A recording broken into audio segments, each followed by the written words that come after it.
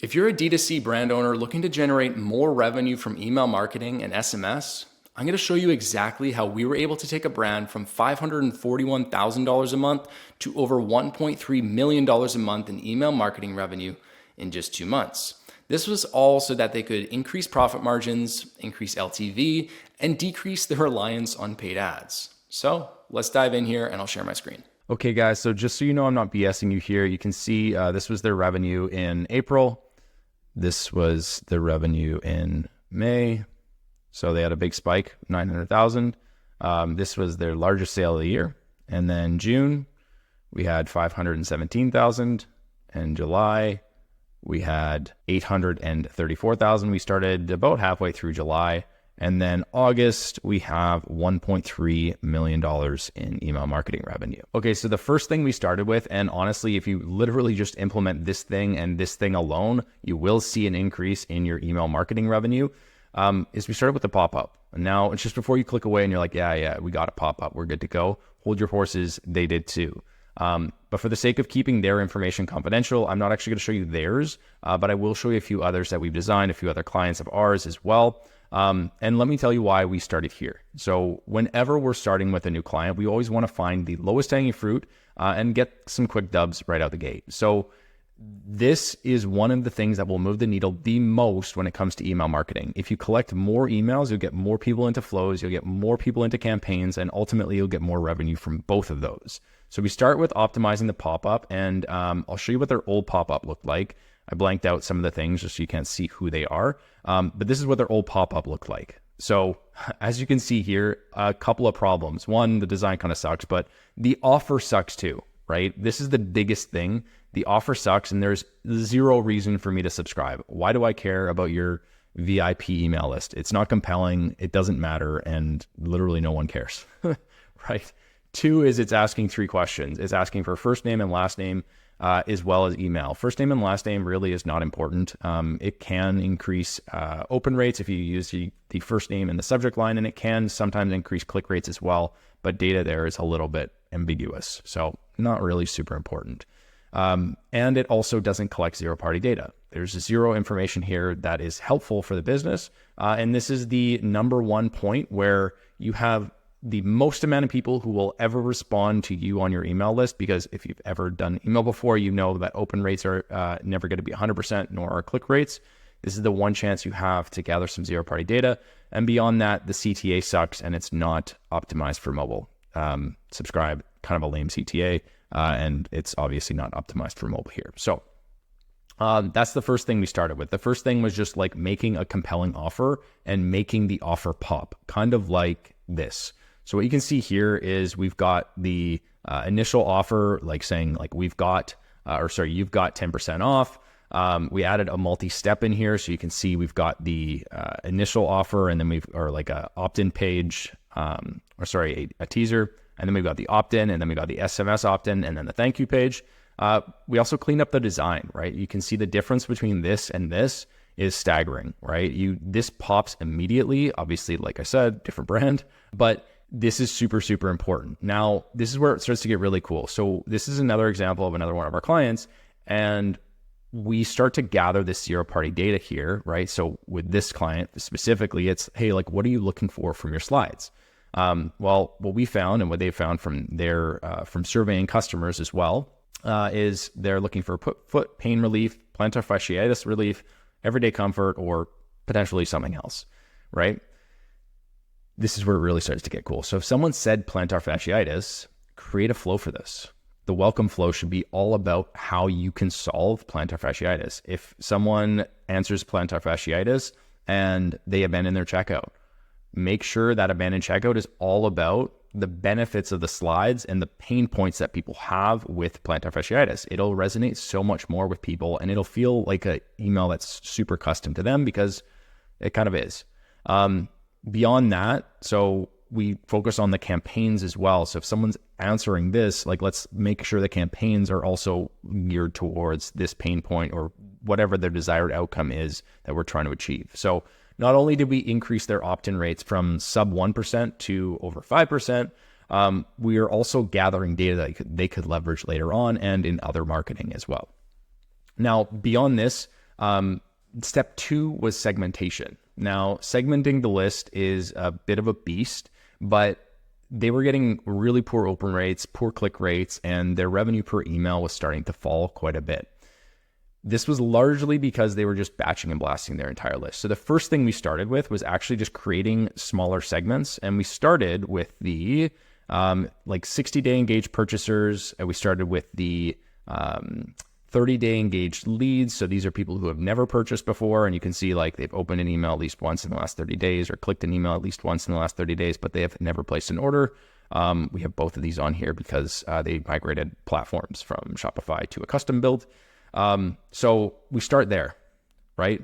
This will help tremendously, but we also want to make sure we're segmenting and excluding certain people from certain campaigns, right? For example, if someone just purchased a product, one of 3 things is true. Either they purchased it and they haven't received it, they bought it and they love it, or they bought it and they don't love it. In any one of these situations, it doesn't make sense to email someone about the product they just bought and ask them to buy it again, right? If there are strategies to do that, right? But it's going to be a different email than someone who has not purchased before, right? Again, think segmentation, think customizing things for a certain human being. So we were able to dramatically increase their engagement rates, their revenue per email by just doing this and list cleaning alone. Now, because we were able to increase the quality, the relevance, and the frequency of the campaigns, we were able to increase their campaign cadence as well, right? Because when we started with them, they were sending about 2 to 6 emails a month. It was super varied.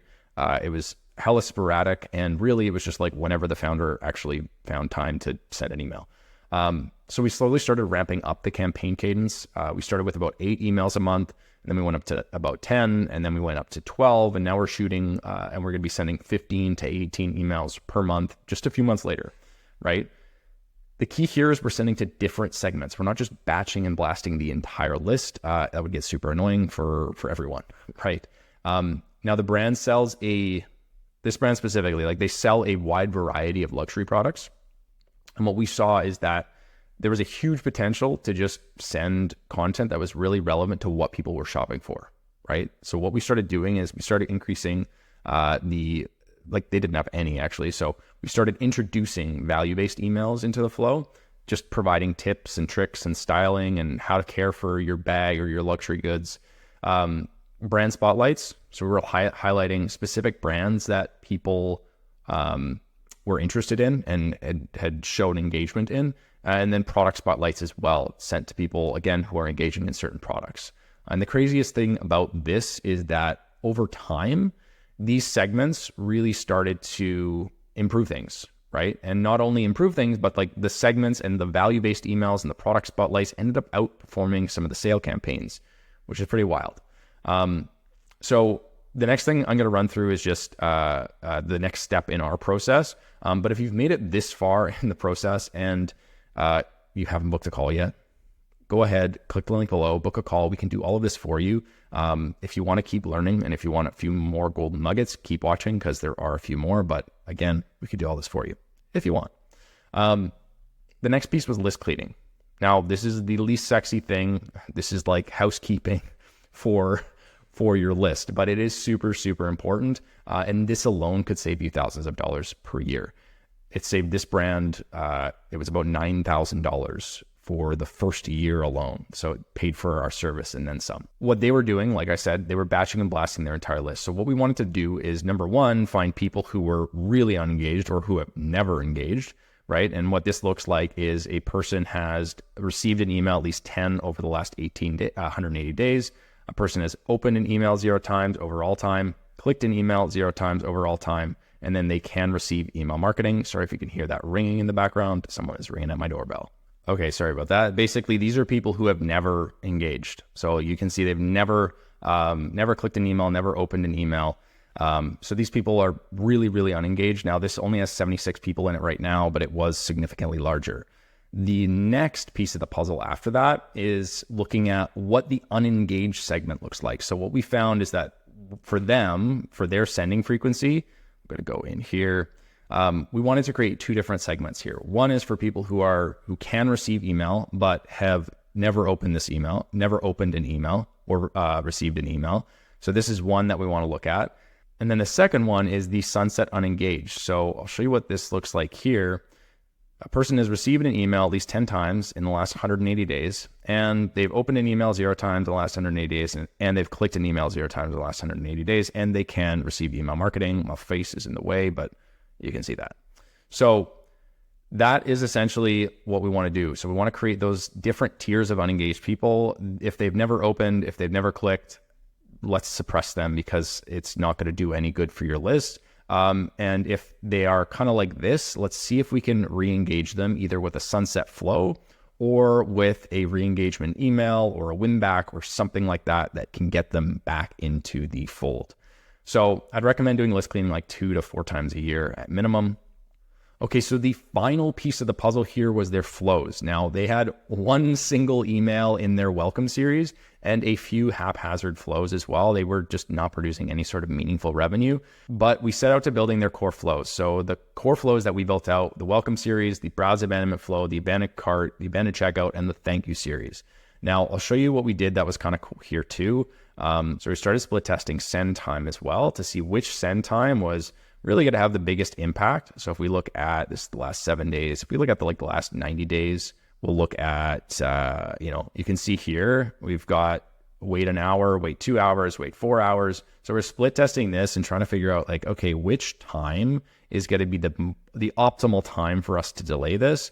And then beyond that, we're sending the exact same kind of emails here. But each step along the way, it's not just, hey, here's a discount. It's let's just actually make sure we handle people's objections instead. So that is the step-by-step guide that we use to increase this brand's email marketing revenue and overall revenue substantially, even before their busy season. That's the craziest part here, is that this is not Q4. This is before Q4, and Q4 is historically a very busy season for them as well. So really, really cool to see us kind of ramping things up beforehand. And if you do have a D2C brand doing over $50,000 a month in revenue and you want us to do this for you, go ahead, click the link below this video and schedule a free strategy session now. Thanks so much and have a great day.